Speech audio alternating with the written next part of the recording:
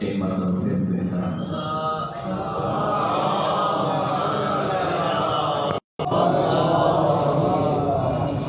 اعوذ باللہ السمیع العلیم العلی العظیم من الشیطان اللعین الرجیم بسم اللہ الرحمن الرحیم الحمد للہ الذی نزل الفرقان علی عبدہ لیکون للعالمین نذیرا والصلاة علی من جعلہ شاہدا ومبشرا ونذیرا وداعیا الی اللہ بإذنہ وسراجا منیرا وعلى آلہ الذین اذهب اللہ عنہم الرجس وطہرہم تطہیرا۔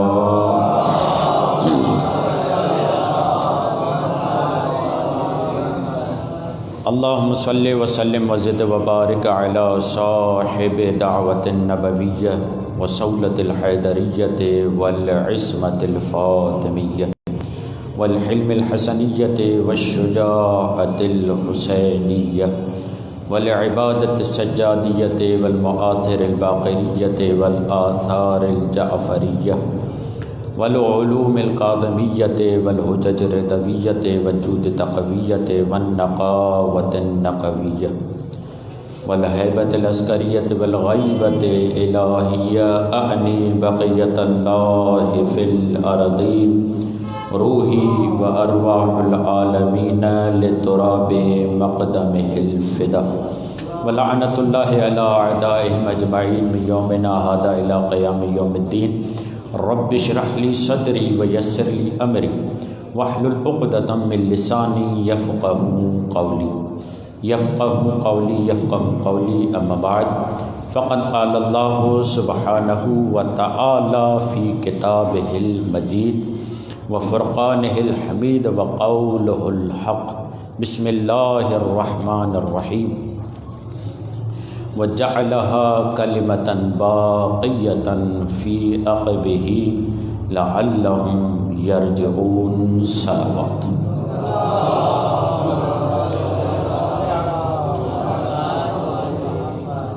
مرتب منظم اور جاندار صلوات پڑھیے۔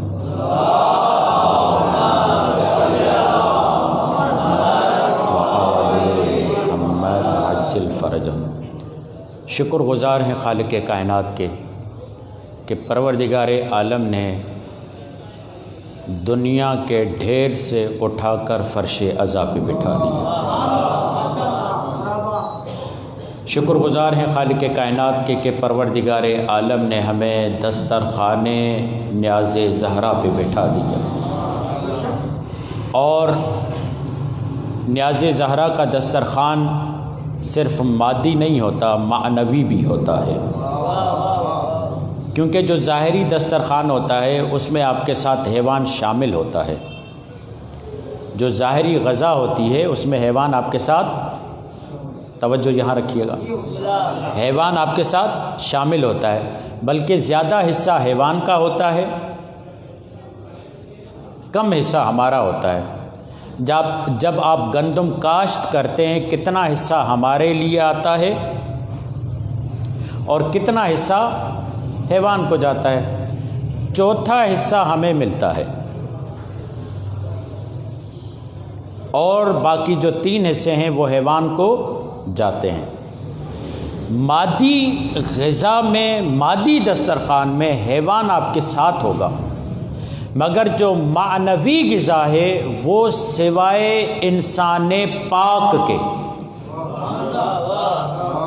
صرف انسان نہیں، انسان پاک کے جس کا وجود باطنی طور پر انسان ہے، اسی کو یہ معنوی رزق ملے گا۔ اور وہ معنوی رزق کیا ہے؟ وہ معنوی رزق محبت زہرا ہے۔ یہ محبت زہرا، یہ مودت زہرا، یہ التفات زہرا ہر ایک کو میسر نہیں ہے۔ یہی وجہ ہے کہ جب ہم اذانوں میں آواز بلند کرتے ہیں، حی علی خیر العمل، حی علی الفلاح، حی علی خیر العمل، معصوم سے پوچھا گیا مولا یہ خیر عمل کیا ہے جس کی طرف نماز سے پہلے ہمیں دعوت دی جا رہی ہے؟ تو معصوم نے پکار کر کہا تمہیں معلوم ہے یہ خیر عمل کیا ہے؟ کہا مولا نہیں معلوم نہیں ہے، بتائیے۔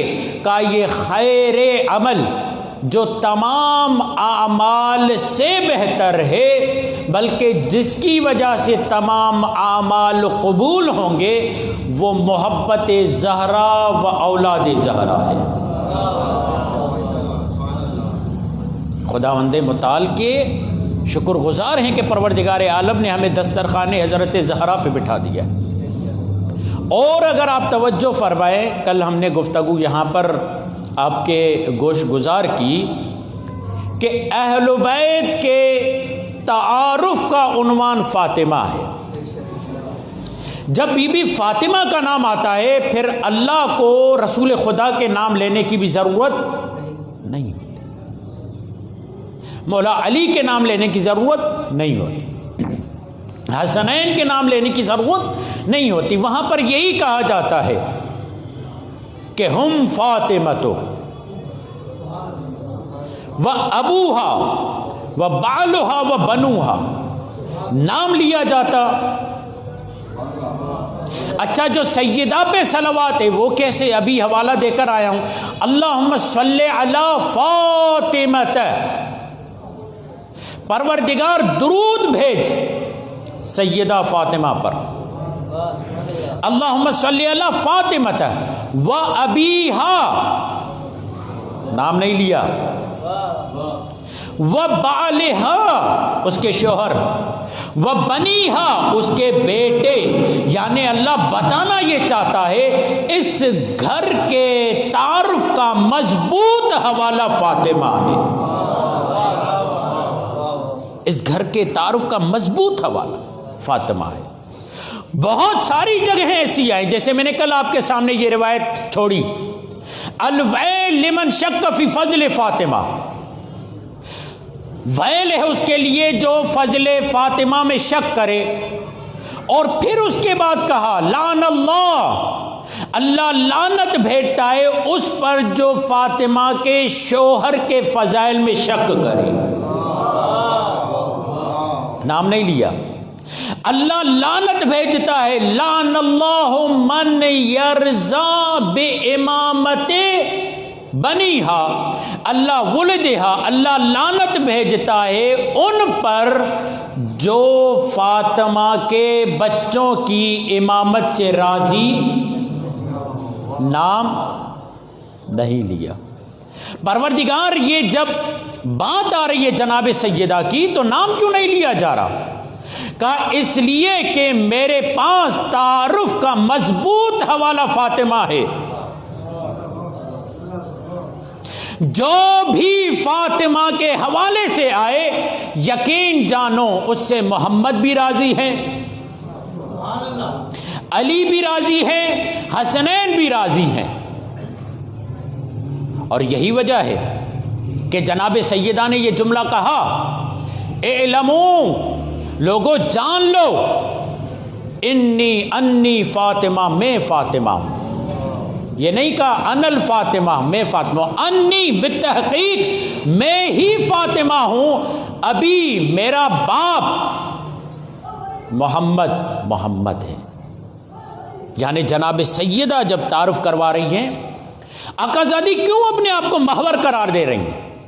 کہا توجہ فرمائیے گا، یہاں سے ہم آگے بڑھتے ہیں۔ آقازادی آپ کیوں اپنا حوالہ دے رہی ہیں؟ آقازادی کیوں اپنی ذات کو محور بنا رہی ہیں؟ کہا صرف اہل بیت کے حوالے کا نام فاطمہ نہیں ہے، یعنی ایسا نہیں ہے کہ اللہ صرف فاطمہ کے ذریعے تعارف کروا رہا ہے۔ جملہ بدلوں، فاطمہ صرف سبب تعارف نہیں ہے، پھر کیا ہے؟ کہا فاطمہ سبب بقائے نبوت و امامت ہے، صرف تعارف کا ذریعہ نہیں۔ پھر یہ جملہ سنیں، توجہ فرمائیں، جناب سیدہ صرف تعارف کا ذریعہ نہیں، اور اس میں بھی آپ کے سامنے علماء کرام اسرار پیش کر چکے کہ اللہ کیوں سیدہ کے ذریعے تعارف کروا رہا ہے رشتوں کا. زہرا کا باپ، زہرا کا شوہر، زہرا کے بچے، یہ رشتوں کا تعارف زہرا سے کیوں؟ کہا اللہ رشتوں کا تعارف سیدہ سے کروا کر بتا رہا ہے رشتوں میں اگر اعتبار بڑھانا ہے، اگر اپنی عقیدت کو معتبر منوانا ہے، اگر اپنی عقیدت کی سند چاہتے ہو، اگر اپنی عقیدت کو اتھورائزڈ کرنا چاہتے ہو، اور وہ سرٹیفکیٹ جس پہ تمہاری محبت ثبت ہو اگر اس پر مہر فاطمہ نہیں تو یہ محبت قابل قبول نہیں.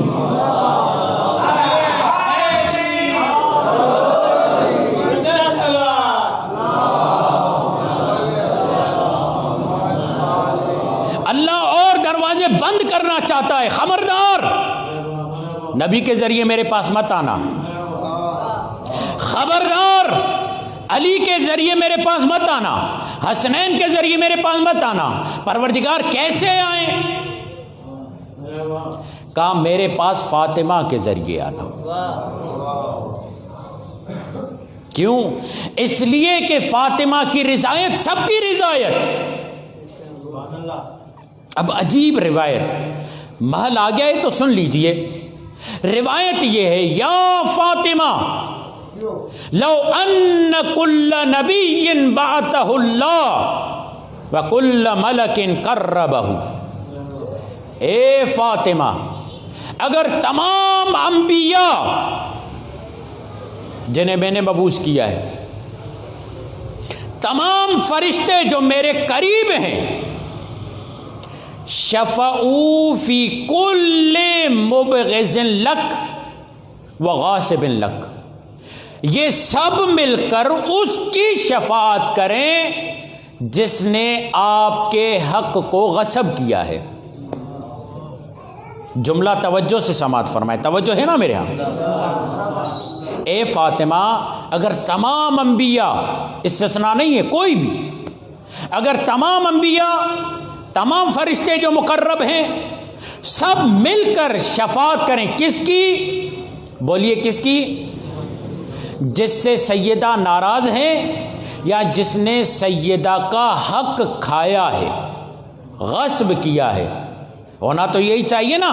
1.25 لاکھ انبیاء کی عرضی اور تمام فرشتوں کی گزارش اللہ قبول کرے. یہ زور سیدہ کے دشمن پہ کیوں دیا جا رہا ہے؟ یہ محور جناب سیدہ کو کیوں بنایا جا رہا ہے؟ تمام شفعوا فی کل مبغض لک وغاصب لک، سننا تو درکنار، توجہ دینا تو درکنار، رخ ان کی طرف موڑنا تو درکنار. ما اخرجہ اللہ من النار ابدا.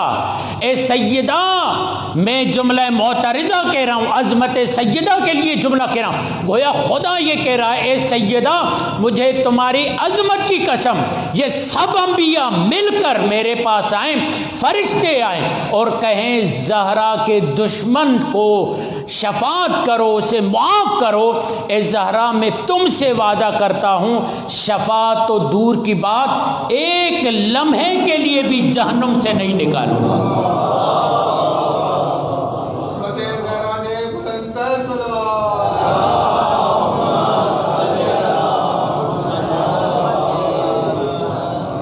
ما اخرجہ اللہ من النار ابدا، یعنی سیدہ کے دشمن کے لیے نار مخلد ہے. یعنی کیا؟ ہم فیہا خالدون. فیہا خالدون کا مطلب سمجھتے ہیں؟ فیہا خالدون کا مطلب یہ ہے کہ جس کے لیے معافی کی کوئی گنجائش ہے ہی نہیں. یہ کن کے لیے ہے جو ہمیشہ ہمیشہ جہنم میں رہیں گے؟ کا ایک وہ جس نے اللہ کے ساتھ شرک کیا ہے، ایک وہ جو معاند ہے، اور ایک وہ جس نے زہرا سے دشمنی اختیار کی ہے. پروردگار بتانا کیا چاہتا ہے؟ کہاں گویا کہ جو میرے ساتھ شرک کرے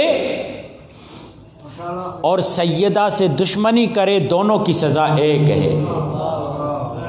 پروردگار کیوں دونوں کی سزا ایک ہے؟ کہا سیدہ کا مقام کوئی کم نہیں، سیدہ حجاب اللہ ہے، اور جو حجاب اللہ ہو اس کی سزا یہی بنتی ہے اسے جہنم میں ہمیشہ ڈال دیا جائے، ہمیشہ ہمیشہ۔ ایک بہت بڑا باب ہے مقام اعراف۔ مقام اعراف کن کے لیے ہے؟ مقام اعراف ان کے لیے ہے جو مستضعف ہیں، یعنی جن تک صحیح طور پر دین نہیں پہنچا یا پہنچا ہے مگر ان تک صحیح معنی میں نہیں پہنچا، یا وہ افراد جو اہل بیت سے دشمنی تو نہیں کرتے مگر صحیح طور پر اہل بیت سے محبت بھی نہیں کرتے، یا وہ افراد جو اہل بیت سے بھی محبت کرتے ہیں مگر اہل بیت کے دشمنوں سے عداوت نہیں رکھتے، یہ وہ افراد ہیں جو مستضعف ہیں۔ یعنی کیا؟ روز محشر ان کی شفاعت کی گنجائش بن سکتی ہے، ان کے لیے امتحان ہوگا، ان کو امتحان میں ڈالا جائے گا، اگر امتحان میں کامیاب ہو گئے تو انہیں جہنم سے نکال کر جنت کی طرف لایا جائے گا۔ مگر کچھ وہ لوگ وہ ہیں جن کے لیے امتحان کی کوئی گنجائش ہی نہیں ہے، جن کے لیے معافی کی کوئی گنجائش ہی نہیں۔ وہ کون؟ مشرک، اللہ سے دشمنی کرنے والا اور زہرا سے دشمنی کرنے والا۔ کیوں؟ پروردگار اتنی سزا کیوں ہے زہرا کے دشمن کے لیے؟ کہا اس لیے اس کی سزا ہے کیونکہ زہرا ہیں سبب بقائے نبوت و امامت، صرف تعارف کا ذریعہ نہیں ہے بلکہ بقا کا ذریعہ ہے۔ کیسے بقا کا ذریعہ؟ پروردگار عالم نے اعلان کیا اور یہ جملہ کہا کہ وَجَعَلَهَا كَلِمَةً بَاقِيَةً، ہم نے اس کو کلمہ باقیہ قرار دیا۔ پروردگار کیوں کلمہ باقیہ قرار دیا؟ فی عقبہ، اس کی نسل میں، یعنی رسول خدا کی نسل میں، لعلہم یرجعون، تاکہ جو ہدایت لینے والے ہیں وہ تا قیامت سے ہدایت لیتے رہیں، یعنی قیامت تک اگر ہدایت ملے گی تو زہرا کے صدقے سے ملے گی، زہرا کے صدقے سے ملے گی۔ یہاں پر میں آپ کو جملہ کہہ دوں، جتنے بھی افراد مکتب تشیع میں آئے ہیں، پوچھے ذرا ان کی وجہ کیا ہے؟ ابو علی سینا سے پوچھا گیا تھا بتاؤ کہ علی اور صحابہ میں کیا فرق ہے؟ کیونکہ فلسفی آدمی تھا، فلسفیانہ انداز سے جواب دیا، کہا صحابہ محسوسات ہیں، علی معقول ہے۔ یعنی کیا؟ علی عقل کے ذریعے سمجھا جاتا ہے، جو عقل کے اندھے ہوں انہیں علی سمجھ میں،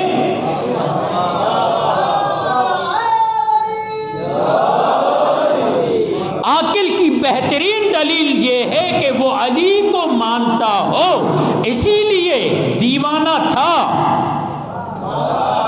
مگر جو عقل کا دعویٰ کرتے تھے جب فیصلے کا وقت آتا تو سب یہی کہتے اس دیوانے کو بلاؤ، بھائی دیوانہ کہہ رہے ہو، فیصلہ اس سے کیوں کروا رہے ہو؟ کہا تمہیں نہیں معلوم علی کا چاہنے والا ہے، ظاہری طور پر دیوانہ ہے، مگر خیرات کرنے پر آئے تو دنیا کو عقل کی خیرات کرتا ہے۔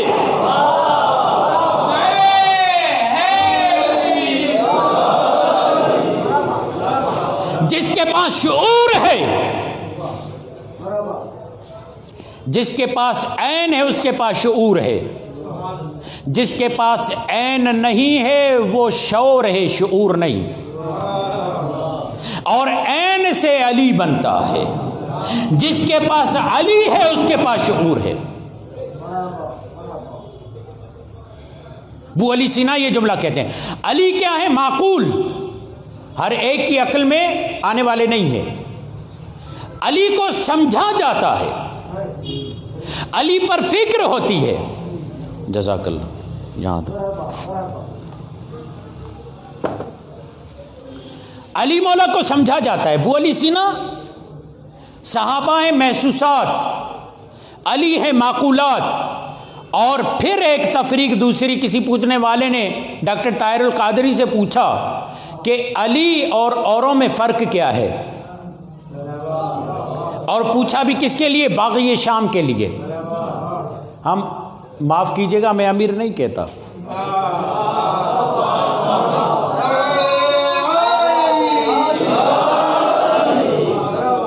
ان کے اپنوں نے کہا ہے کل بھی باغی تھا آج بھی باغی ہے، ڈکلیئر کیا ہے، طاہر القادری نے فتویٰ دیا ہے جو جو بھی آیا تھا یا وہ باغی ہے، وہ باغی ہے۔ کہا ان دونوں میں فرق کیا ہے؟ کہا سنو، اگر یہ نماز نہ پڑھے باغی شام تو مشرک بن جائے گا،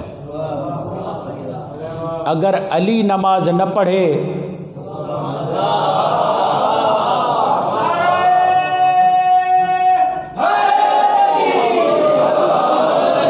جن کی عبادت توحید کو بچاتی ہو اسے علی کہتے ہیں۔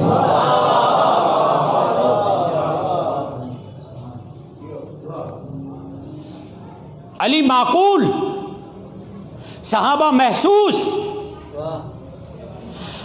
اب علی مولا کی جو مظلومیت تھی وہ تھی معقول، ہر ایک کو سمجھ میں نہیں آ رہا تھا کام، ہر ایک کے دماغ، ہر ایک کے پلے یہ بات نہیں پڑ رہی تھی آخر ہوا کیا ہے۔ پٹڑیاں بدل چکی تھیں، نتیجہ الگ تھا، پتہ کسی کو نہیں تھا۔ مثلاً ایک مثال دیتا ہوں اس بات کو سمجھنے کے لیے۔ دیکھیے، میں ہوں خیرپور سے تعلق ہے ہمارا، آنا چاہتا ہوں آپ کی طرف بدین، حیدرآباد، کراچی، جا کر بیٹھ گیا ایسی گاڑی میں جو لاہور کی طرف جاتی ہے، اور پھر وہاں پر اپنی نمازوں کے دعوے کرنے لگا، نمازیں پڑھ رہا ہوں، نماز شب پڑھ رہا ہوں، قرآن پڑھ رہا ہوں، تسبیح پڑھ رہا ہوں، ذکر کر رہا ہوں۔ کسی پوچھنے والے نے کہا مولانا آپ اتنے اتاولے ہو رہے ہیں، اذکار پڑھ رہے ہیں، ذکر کر رہے ہیں، فکر کر رہے ہیں، نماز پڑھ رہے ہیں، معاملہ کیا ہے، ماجرا کیا ہے، جانا کہاں چاہ رہے ہیں، رخت سفر کہاں کا ہے؟ میں نے کہا جناب میں حیدرآباد جانا چاہتا ہوں۔ تو اس نے مجھے کہا مولانا آپ غلط گاڑی میں بیٹھے ہیں۔ میں نے کہا بھلی غلط گاڑی ہو، نماز تو پڑھ رہا ہوں، بھلی غلط گاڑی میں ہوں، قرآن تو پڑھ رہا ہوں، بھلی غلط گاڑی میں ہوں، عبادت تو کر رہا ہوں، یہ سجدے کام نہیں آئیں گے، یہ نمازیں کام نہیں آئیں گے۔ کام مولانا بدھو مت بنو، جب تک راہ درست نہ ہو، جب تک راہ درست نہ ہو نماز کا کوئی نتیجہ نکلنے والا نہیں۔ امت یہ سمجھ رہی تھی ہم نمازیں بھی پڑھ رہے ہیں، ہم روزے بھی کر رہے ہیں، ہم طواف بھی کر رہے ہیں، ہم عبادت بھی کر رہے ہیں، ہمارا نتیجہ نکلے گا۔ سیدہ نے گھر سے نکل کر مسجد آ کر بتایا تم نے راستہ بدل لیا ہے، امامت سے خلافت پر آ گئے ہو، چاہے کتنی ہی نمازیں پڑھ لو کوئی نتیجہ نہیں نکلے گا، نتیجہ جہنم ہے، جب تک یہ نمازیں امامت کی راہ پر نہ آ جائیں۔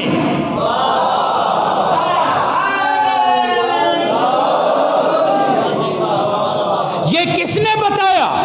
دنیا یہ سمجھ رہی تھی حکومت کا کھیل ہے، اس کے پاس گیند نہیں ہے تو اس کے پاس، دنیا تو یہ سمجھ رہی تھی۔ سیدہ نے بتایا نہیں ایسا نہیں ہے، یہ مت سوچو، اگر تم اس راہ پہ چلے گئے کوئی تمہاری عبادت کا نتیجہ نہیں نکلے گا، اگر اس راہ پہ چلے گئے تم پر یزید حکمرانی کرے گا، تمہاری نماز کوئی بھی مزاحمت، تمہاری نماز سے کوئی بھی خطرہ نہیں ہوگا۔ کس نماز سے خطرہ ہوگا؟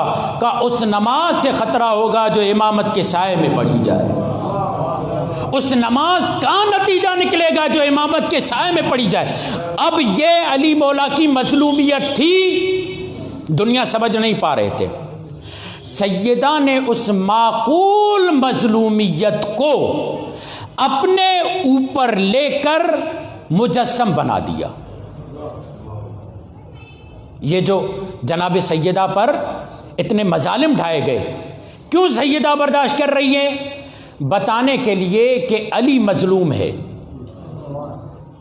بتانے کے لیے کہ یہ معاملہ حکومت کا نہیں ہے، یہ معاملہ اقتدار کا نہیں ہے، اقدار کا ہے، دین کا ہے۔ اگر دین بچانا چاہتے ہو تو علی کے پاس آؤ، کیونکہ دین کا نتیجہ ہی تب نکلے گا جب علی کے پاس آؤ، جب امامت کی راہ پر آ جاؤ۔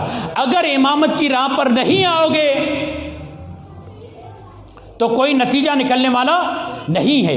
اس راہ سے جناب سیدہ نے بتایا کہ میں امامت اور نبوت کا دفاع کرنے والی ہوں، میں سبب بقائے نبوت و امامت ہوں۔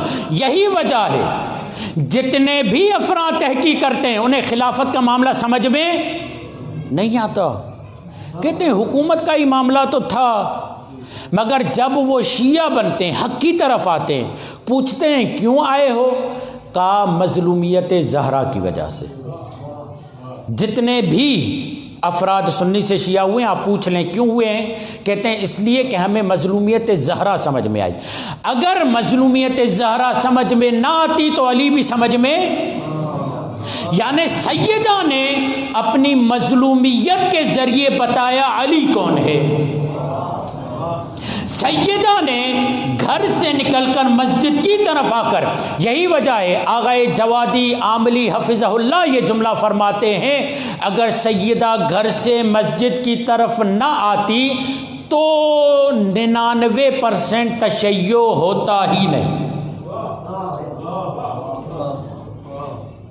یہ کوئی سادہ معاملہ نہیں تھا، سیدہ دین کی بقا کا اہتمام کرنے جا رہی تھی، لوگوں کو سمجھانے جا رہی تھی یہ کھیل حکومت کا نہیں ہے، یہ کھیل اقتدار کا نہیں ہے، یہ کھیل کھیلا جا رہا ہے دین کے ساتھ، اور انہیں بتایا۔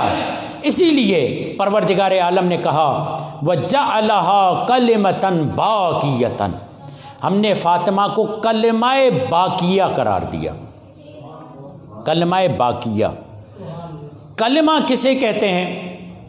اب چونکہ مجھے یہاں پر کہا گیا ہے اس لیے اس بحث میں ہم وارد ہو رہے ہیں، اور اسی لیے اس بحث کو اس نہج سے رکھا ہے کہ الحمدللہ جو بدین کے مؤمنین ہیں وہ سمجھدار ہیں، بافہم ہیں، اہل علم ہیں، اس لیے اس بات کی فکر کیے بغیر کہ کون داد دے رہا ہے کون نہیں دے رہا،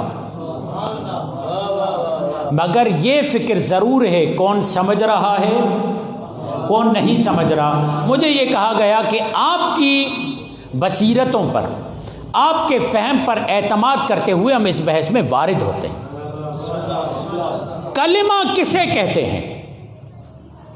سیدہ کو کیا قرار دیا گیا؟ کلمہ باقیہ۔ باقیہ کا ترجمہ کیا ہے؟ جو باقی رکھنے والی ہو۔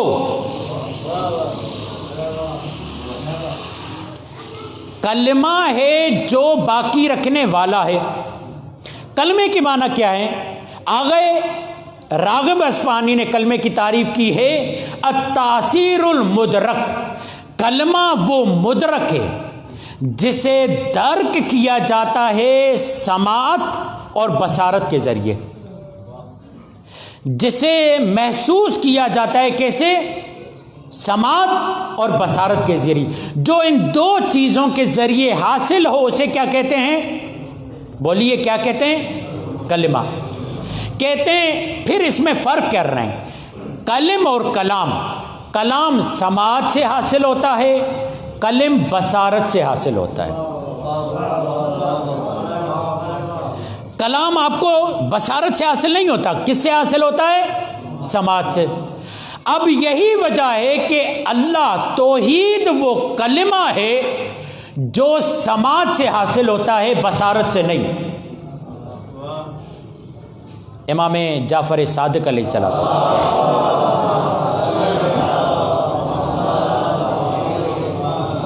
ایک اور جاندار صلوات بھیجیے.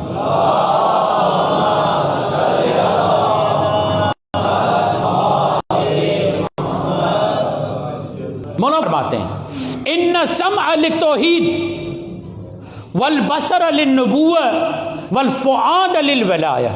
اور لوگوں جان لو سماعت توحید کے لیے ہے، بصارت نبوت کے لیے ہے، دل ولایت کے لیے ہے. مرحبا. سماعت کس کے لیے ہے؟ توحید کے لیے. یعنی کیا؟ اللہ کو دیکھ کر ایمان نہیں لایا جائے گا، سن کر. اور سن کر سن نہیں ہونا، سن کر اندر کی سماعت کو بیدار کرنا ہے، اندر کی مدرکات کو بیدار کرنا ہے. اور یہ یاد رکھیے اللہ کو محسوس کیا جائے گا، تصور نہیں کیا جائے گا. آپ کہیں گے مولانا اللہ کو محسوس کیسے کریں؟ توجہ ہے. اللہ کو محسوس کیسے کریں؟ پروردگار عالم تصور میں نہیں آئے گا. اور یہ مولا چھٹے کا فرمان ہے، اگر اللہ کو تم نے تصور کیا تو وہ تمہاری مخلوق ہو جائے گی، اور وہ ہو جائے گی محدود. اور جو محدود ہو وہ اللہ نہیں ہے. کہاں جو دیکھ کر اللہ تسلیم کرے، کیونکہ جو آنکھ کی پتلی میں سما جائے یہ تمہاری آنکھ بڑی ہو گئی، اللہ چھوٹا ہو گیا. اللہ ہے لامحدود. پروردگار بصارت سے نہیں آئے گا، پروردگار عقل کے ذریعے سوچ سے نہیں آئے گا، تصور سے نہیں آئے گا. پھر کیسے پروردگار پر ایمان لائیں؟ کہا اللہ پر ایمان لاؤ اور اسے محسوس کرو.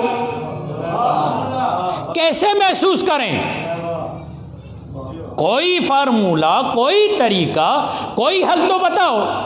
کہا تم نے دیکھا نہیں کہ سیدہ جب محراب کی طرف جاتی ہیں تو کیسے خدا کو محسوس کرتی ہیں؟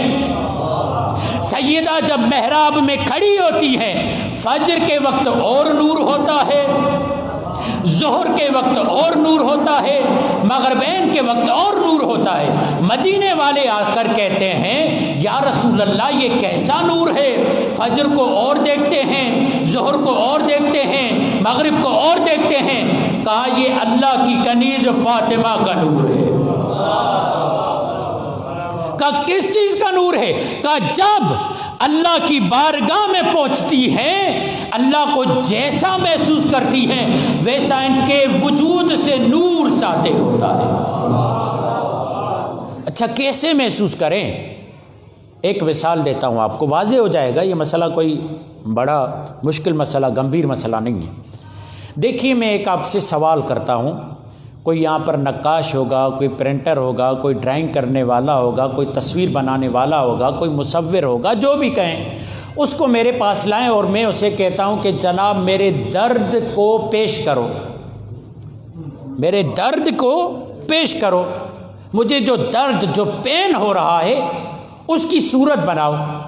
وہ مثلاً ایک ناگوار چہرہ بنائے گا، کہے گا یہ آپ کا درد ہے.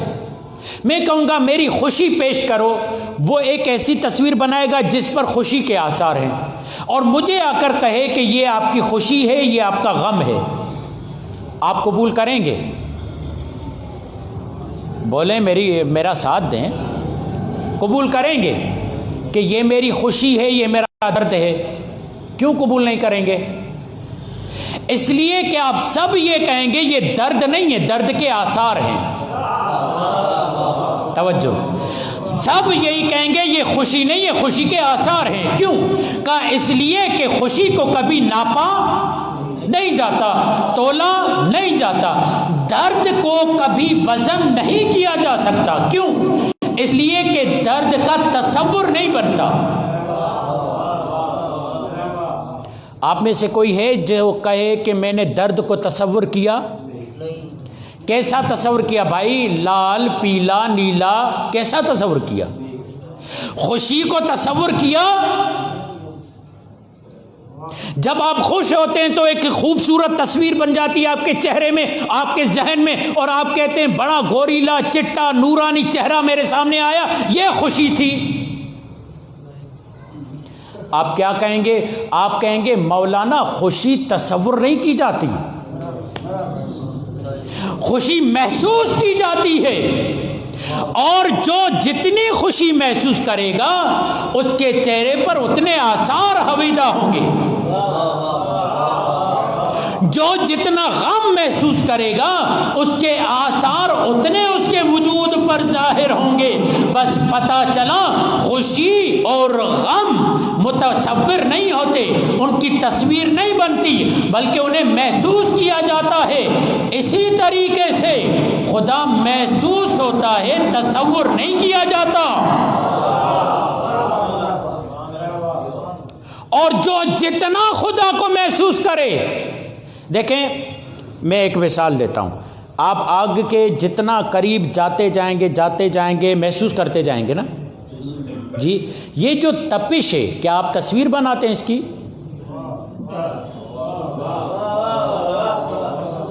جتنا قریب جائیں گے تپش بڑھتی جائے گی۔ اچھا یہی اس کو انسان کو چھوڑتے ہیں، لوہے کو ڈالتے ہیں آگ میں، لوہا کیا کرے گا؟ آگ کو جذب کرے گا۔ ایک مرتبہ حس کے اس مرحلے پر پہنچے گا دیکھنے والا سمجھ نہیں پائے گا لوہا کون سا ہے، آگ کون سی ہے۔ یعنی اللہ کو اتنا محسوس کرو کہ دیکھنے والا کہے یہ نہیں دیکھ رہا، خدا دیکھ رہا ہے۔ پھر یہ آنکھ معمولی آنکھ نہیں، عین اللہ بن جاتی ہے۔ یہ پھر چہرہ معمولی چہرہ نہیں، وجہ اللہ بن جاتا ہے۔ یہ پھر زبان معمولی زبان نہیں، لسان اللہ بن جاتی ہے۔ پھر یہ کان معمولی کان نہیں، لسان اللہ بن جاتے ہیں۔ پھر یہ سینہ معمولی سینہ نہیں، جنب اللہ بن جاتا ہے۔ پھر یہ ہاتھ معمولی ہاتھ نہیں، ید اللہ بن جاتا ہے۔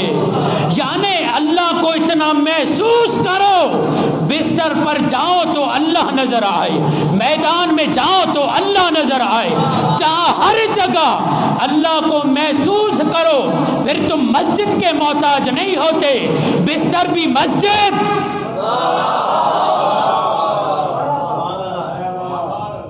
یہ کیوں ہمارے ساتھ ہوتا ہے؟ مسجد میں تو زبان پہ گالی نہیں آتی، مسجد سے جیسے ہی نکلے گالی دے رہے ہیں، 1.5 انچ سیانہ اپنے آپ کو بتا رہا ہے اور گالی کے بغیر بات کو شروع نہیں کرتا۔ یہ مسجد میں، اس لیے مسجد میں اللہ کو محسوس کر رہا تھا، چاہے کمزور حالت میں کیوں نہیں۔ آپ نے دیکھا ٹیمپریچر بخار کا کیسے چیک کیا جاتا ہے؟ تھرمامیٹر کے ذریعے۔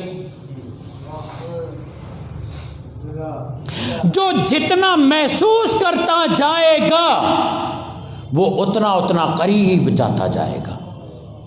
جب یہ بندہ اللہ کو مسجد کے بغیر محسوس کرے تو اللہ یہ کہتا ہے گھبراؤ نہیں۔ عجیب روایت پیش کرنے لگا ہوں اس رخ پر، گھبراؤ نہیں، جو تم مسجد میں بیٹھ کر ذکر پڑھ رہے تھے نا، اس کی جو تمہیں جزا دینے والا تھا وہی ذکر اگر تم بازار میں کھڑے ہو کر کرو، اللہ کہتا ہے مسجد میں بیٹھ کر ذکر کرنے کا اتنا اجر نہیں جتنا بازار میں کھڑے ہو کر ذکر کا اجر ہے۔ اچھا اس کا راز کیا ہے؟ توجہ ہے، گھبرا تو نہیں رہے نا آپ حضرات؟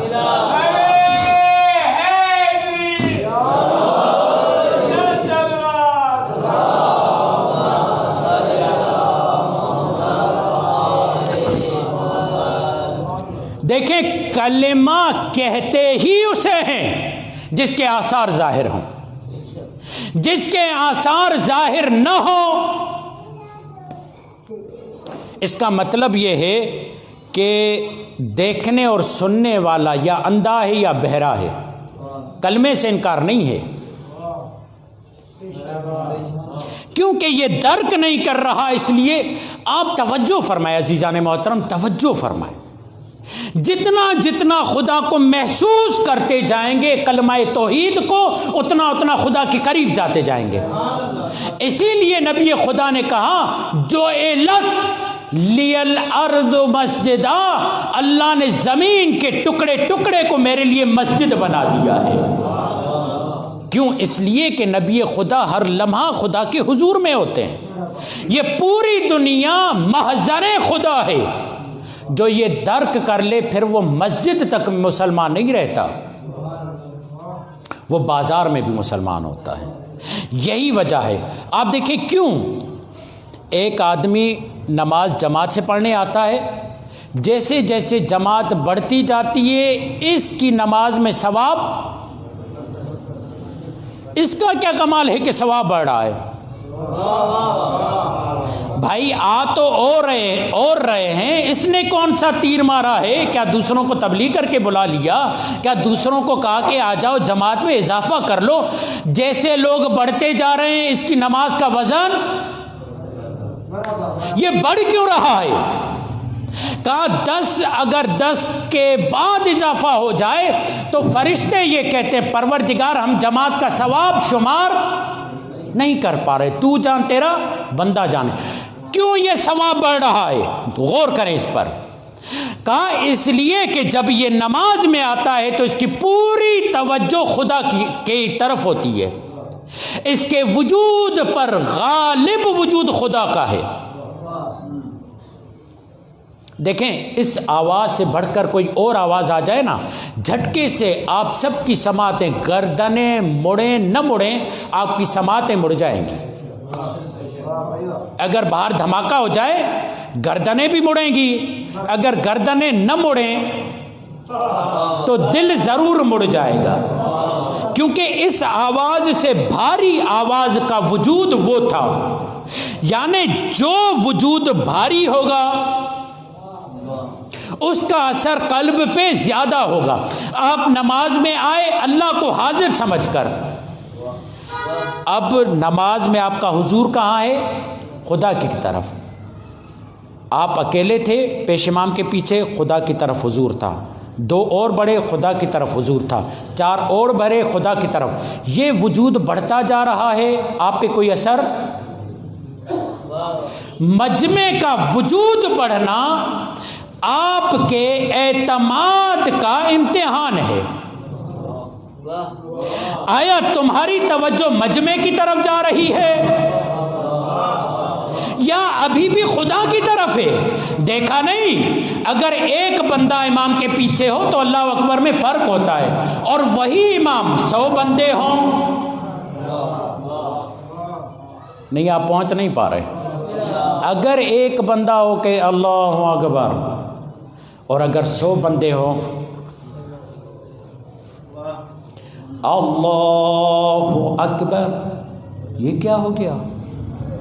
ایک بندہ اللہ اکبر، بسم اللہ اللہ اکبر، یہ 100 بندہ آیا بسم اللہ الرحمن الرحیم الحمد للہ رب العالمین، یہ کیا ہو رہا ہے بھائی؟ فرق کیوں؟ کہا اس کی توجہ خدا کی طرف نہیں۔ اگر اس کی توجہ خدا کی طرف ہو، 1 ہو یا 1000، اس کی اللہ اکبر میں کوئی فرق پڑنے والا نہیں ہے۔ تنہا ہو یا جنگ میں نماز پڑھے گا، بھلی تیر لگ جائے۔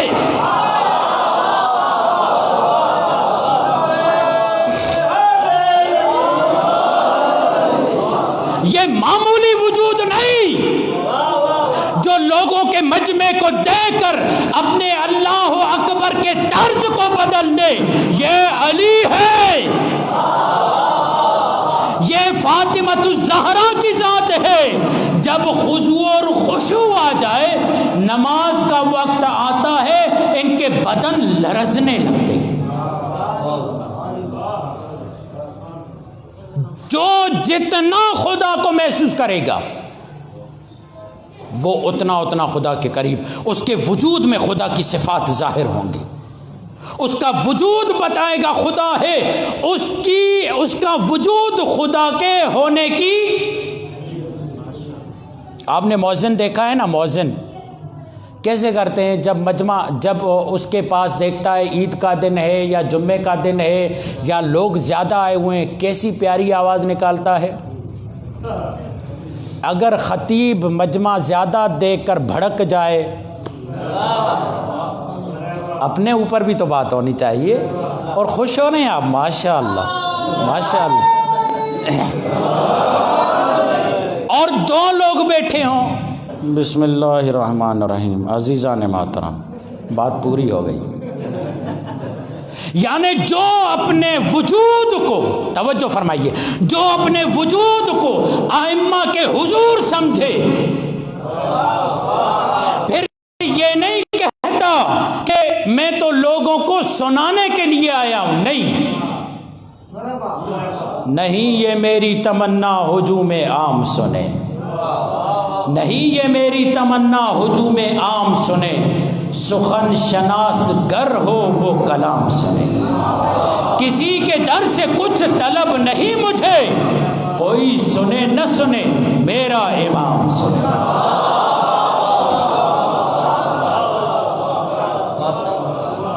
جو اپنے صفحۂ قلب پر معصوم کو گواہ بنا کر پڑھے، اس کے لب و لہجے کا انداز ہی کچھ اور ہوتا ہے۔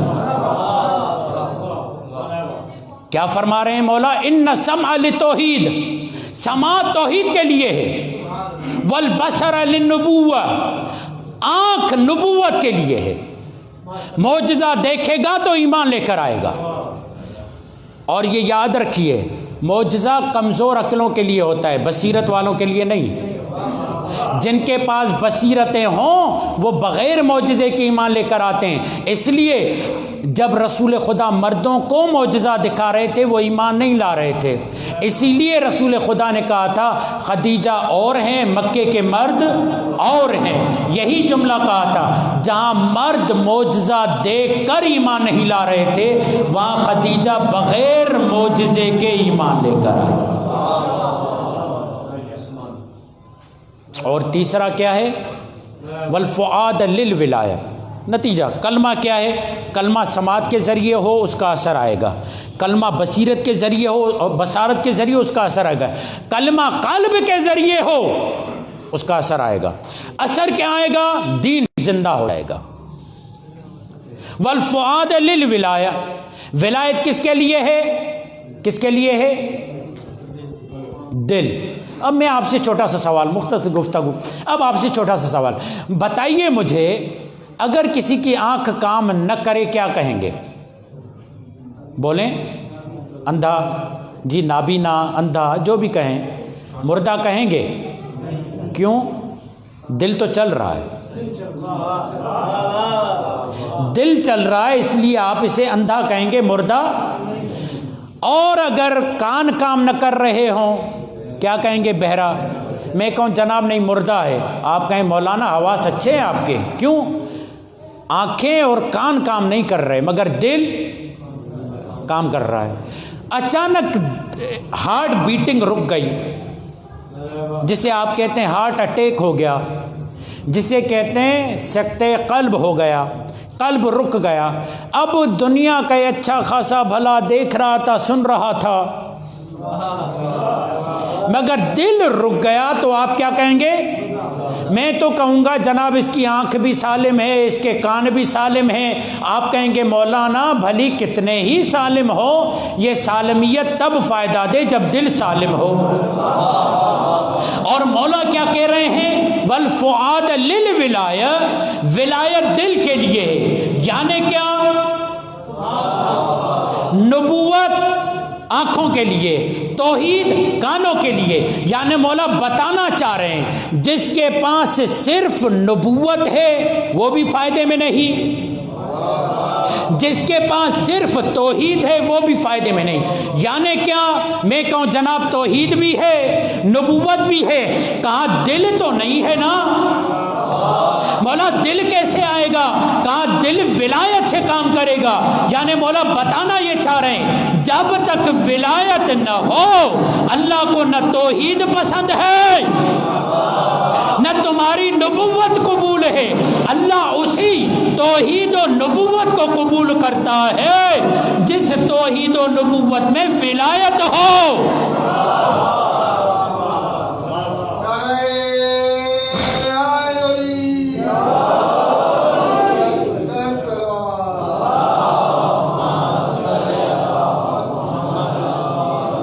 آپ نے توجہ فرمائی؟ جس میں ولایت. اور یہی جناب فاطمہ بتانے گئی تھی تمہارا دین مردہ ہے. سمجھ رہے تھے ہم اللہ اکبر کہہ رہے ہیں ہمارا دین زندہ ہے, ہم نمازیں پڑھ رہے ہیں کہہ رہے تھے ہمارا دین زندہ ہے, ہم حج کر رہے ہیں سمجھ رہے تھے ہمارا دین زندہ ہے, نبوت ہمارے پاس ہے ہمارا دین زندہ ہے. بی بی فاطمہ نے بتایا یہ وہ ٹھہرے ہوئے پانی کی طرح دین ہے جس میں تھوڑے عرصے کے بعد تعفن پیدا ہو جائے گا. پانی زندگی دیتا ہے یا نہیں؟ اگر یہی پانی اس کو باڑ لگا کر روک دیا جائے تو کیا ہوگا؟ جو کل تک زندگی دیتا تھا آج خود مرے گا. پانی بھی مرتا ہے بھائی جان. کب پانی مرتا ہے؟ جب اس کو باڑ دے کر روک دیا جائے. پانی زندہ تب رہے گا جب تک حرکت میں رہے گا. جب یہ حرکت میں رہے گا تو پانی زندہ رہے گا. جب خود زندہ ہے تو زندگی دے گا, اور اگر خود ہی مردہ ہو جائے تو جو بھی اسے پیے گا اسے بھی موت دے گا. جناب سیدہ نے کہا اس آب زلال کو, اس چشمائے خالص کو تم نے باڑ دے دی ہے. کس چیز کی باڑ دے دی؟ خلافت کی.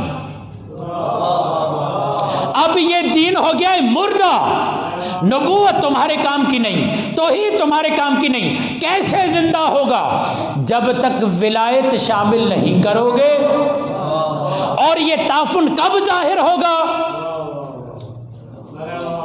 ابھی تمہیں احساس نہیں. دیکھیں پانی جلدی بدبو نہیں دیتا. اور یہ بھی یاد رکھیں طبیعت کو غور سے دیکھا کریں. چلتا ہوا پانی اگر قریب میں مردار مرا ہوا ہو تو اس کی بو نہیں لیتا. پانی نجس کب ہوتا ہے؟ بو رنگ ذائقہ بدلنے سے نا. اگر ایک رکا ہوا پانی ہو قریب میں مردار ہو اور اس کی بو اس میں آ جائے, پانی نجس ہوگا یا نہیں؟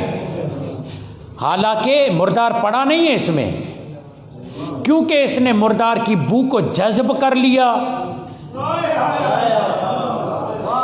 اس کی وجہ سے یہ نجس ہو گیا. یعنی جب تک یہ چلے گا ہزاروں مردار ہوں اس کے قریب میں, بلکہ اگر مردار ڈال بھی دو تو اس کی نجاست بھی اس پر اثر نہیں کرے گی کیونکہ یہ چل رہا ہے. اگر تم نے روک دیا چاہے مردار باہر ہی کیوں نہ ہو وہ اثر اس میں آ جائے گا. کہاں ولایت. اور یہ بدبو فوراً ظاہر نہیں ہوتی. یہ پانی فوراً بدبو نہیں کرتا, کچھ عرصے کے بعد ظاہر ہوتا ہے. یہ دین مردہ ہو چکا تھا. اس کا تعفن کب پھیلے گا, یہ کب بدبو آئے گی, یہ کب لوگوں کو معلوم ہوگا؟ جب یزید جیسا حکمران آیا. یہ سیدہ نے جا کر مسجد میں بتایا تمہارا دین مردہ ہو چکا ہے, اور ایسا مردہ ہو چکا ہے جو تعفن دے گا. ابھی سیدہ کے جملے ختم نہیں ہوئے, ابھی 50 سال گزرے نہیں, یہ دین تعفن دینے لگا, یہ دین بدبو دینے لگا.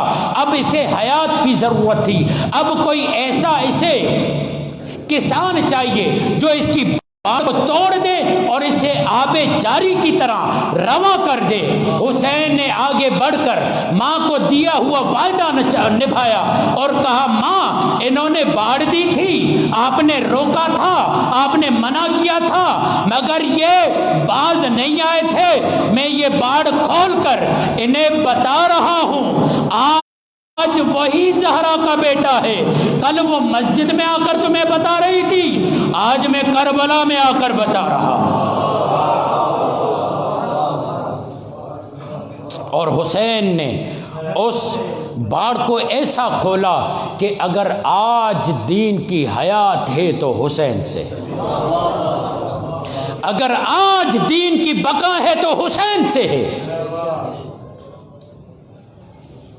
اسی لیے اللہ کاٹ کر وہ باڑ کاٹ دی، اور رسول خدا نے کہا آج کے بعد یہ اسلام واقعاً زندہ ہوا ہے۔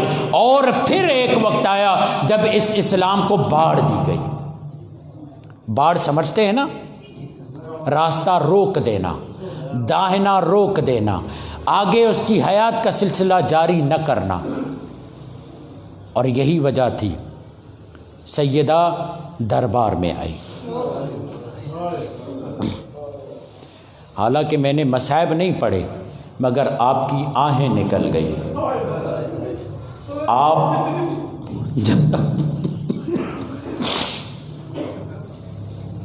جملہ کہوں، یہ میرے بزرگوار بیٹھے ہیں، سفید ریش ہیں، میں نے مصائب نہیں پڑھے، یہ سن کر رو رہے ہیں علی سے پوچھو جس نے دیکھا ہے۔ آپ کی صدایں بلند ہو گئی، خدا کی قسم آپ کی صدایں بلند ہو گئی۔ یہی وجہ ہے میرے چھٹے مولا سے کسی نے آ کر کہا تھا، سننا، میرے چھٹے مولا کو آ کر کہا تھا مولا جب رسول خدا کا انتقال ہوا تھا تو وہ بھی 63 سال کی عمر تھے، جب مولا علی کا انتقال ہوا، شہادت ہوئی، وہ بھی 63 سال کی عمر کے تھے، مگر مولا فرق کیا ہے؟ بہت واضح فرق نظر آتا ہے۔ رسول خدا جب گئے ان کی داڑھی میں 17 بال سفید تھے، اور جب علی گئے پوری داڑھی سفید تھی۔ اجرکم اللہ، اجرکم اللہ، اللہ کوئی غم نہ دے سوائے غم اہل البیت کے۔ جب یہ جملہ کہا نا، جیسے آپ بلند آواز سے گریہ کر رہے ہیں، مولا صادق نے بلند آواز سے گریہ کیا۔ سائل نے پوچھا مولا کوئی مشکل سوال کر لیا؟ کہا اس سے بڑھ کر بھی کوئی مشکل سوال ہوتا ہے؟ تمہیں معلوم نہیں غیرت کا کتنا بڑا امتحان ہوتا ہے؟ غیرت کا امتحان کتنا بڑا امتحان ہوتا ہے۔ غیرت مند کے گھر کے قریب سے بھی کوئی نامحرم گزر جائے، اس کا وجود لرز جاتا ہے، اس کا وجود لرز جاتا ہے۔ یہ کوئی معمولی غیرت مند نہیں، یہ علی جیسا غیرت مند ہے۔ ابن عباس نے سوال کیا تھا جنگ میں، مولا آپ داڑھی کو خضاب کیوں نہیں کرتے؟ مولا نے یہ جملہ کہا تھا، نحنو، ہم وہ قوم ہیں جو عزا میں بیٹھے ہوئے ہیں۔ کب سوال کیا؟ 23 سال کے بعد۔ پوچھنے والے نے پوچھا مولا کون سی مصیبت ہے؟ عجب نہیں، مولا نے جواب دیا ہو زہرا سے بڑھ کر بھی کوئی مصیبت ہوتی ہے، زہرا سے بڑھ کر بھی کوئی مصیبت ہوتی ہے۔ خدا کی قسم زہرا کی مصیبت ایسی مصیبت تھی جیسے علی پہاڑوں کے دانوں میں آ کر بتاتے تھے، تمہیں کیا بتاؤں زہرا کے جانے نے کتنا زخمی کر دیا علی کو۔ عزادارو، سیدہ نے وصیت کی تھی، یا علی میرے مرنے کے بعد میری قبر پہ آنا، میرے مرنے کے بعد آ کر قرآن پڑھنا، یا علی مجھے قرآن سے بڑی محبت ہے، یا علی قرآن کی تلاوت کرتے رہنا۔ ایک مرتبہ مولا علی قرآن کی تلاوت کر رہے تھے، مولا علی کو نیند آ گئی، خواب میں جناب سیدہ آئی، یا علی آپ کا بڑا احسان، آپ نے محبت فرمائی، آپ نے کرم فرمایا، آپ میری قبر پر آئے، قرآن کی تلاوت کی، یا علی اب جلدی گھر جائیے، یا علی جلدی گھر جائیے، سبب معلوم کریں گے کیا ہے؟ کہا یا علی آپ یہاں بیٹھے ہوئے ہو، میری زینب نیند سے اٹھی ہے۔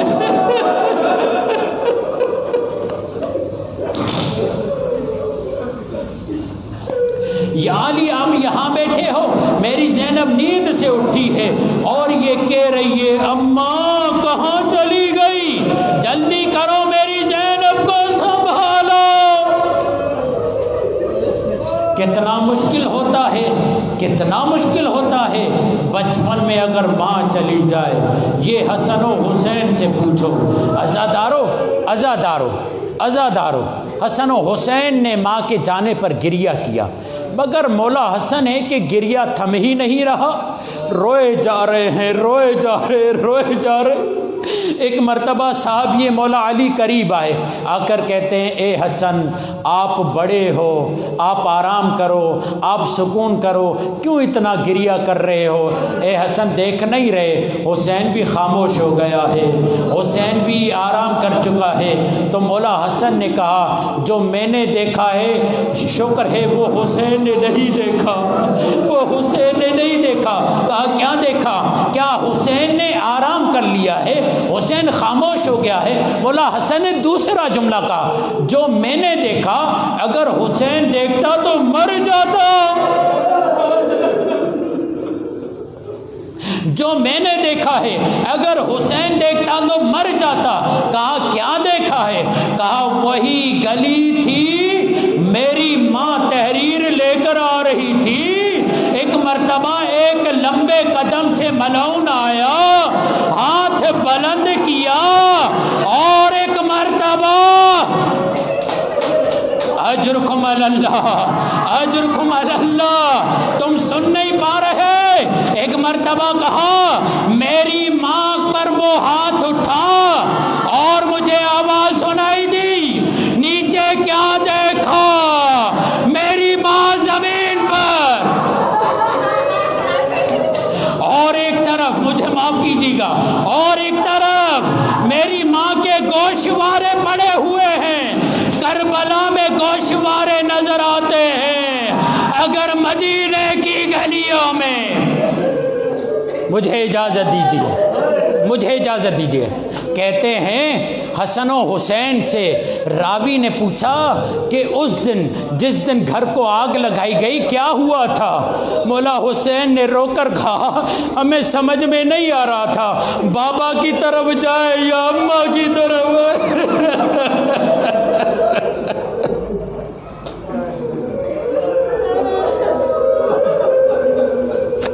ایک طرف بابا کی طرف جاتے تو اماں کہتی بیٹا مت جانا، علی نکل آئیں گے۔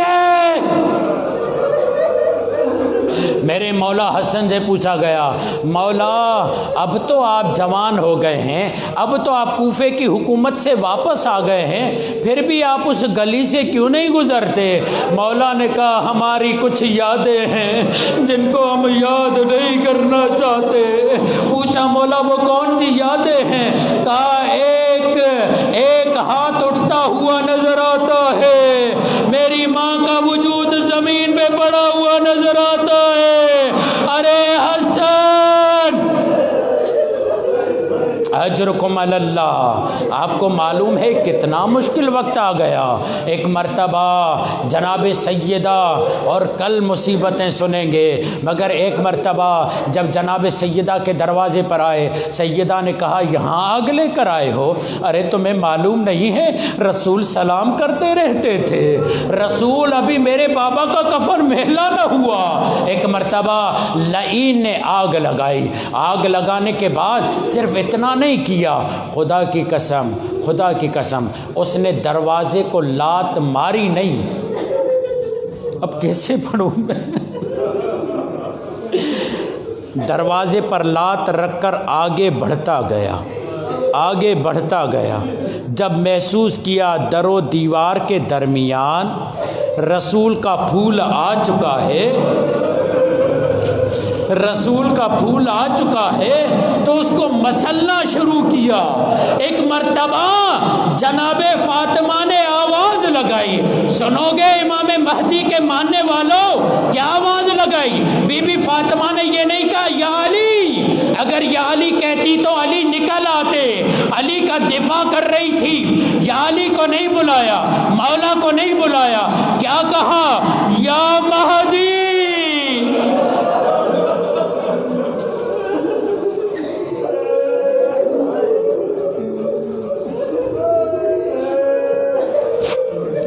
الا لعنت اللہ علی قوم ظالمین وسیعلم الذین ظلموا ای منقلب ینقلبون۔ پروردگار ہمارے اس ذکر عظیم کو اپنی بارگاہ میں قبول فرما، بانیان مجلس کی توفیقات میں اضافہ فرما۔ پروردگار واسطہ تجھے چاردہ معصومین علیہ السلام کا ہمارا سننا، ہمارا پڑھنا، اس فرش عذاب پہ آنا سیدہ کی بارگاہ میں یہ آنسوؤں کا نذرانہ پروردگار اسے قبول فرما، ان آنسوؤں کو ہماری شفاعت کا ذریعہ قرار فرما۔ پروردگار روز محشر جناب فاطمہ کی شفاعت نصیب فرما۔ پروردگار یہاں جتنے مومنین بیٹھے ہم میں سے جو بھی جسمانی روحانی طور پر علیل ہے اسے صحت عاجلہ و کلی عطا فرما، مقروض مومنین کے قرض کو ادا فرما، بے اولاد مومنین کو اولاد عطا فرما۔ پرچم اسلام، پرچم حضرت عباس امام زمانہ کے ذریعے پوری دنیا میں بلند فرما، امام کے ظہور میں تعجیل فرما، ہمیں ان کے اعوان و انصار میں شامل فرما، دل بند زہرا کو ہم سے راضی و خوشنود فرما۔ ماتم سید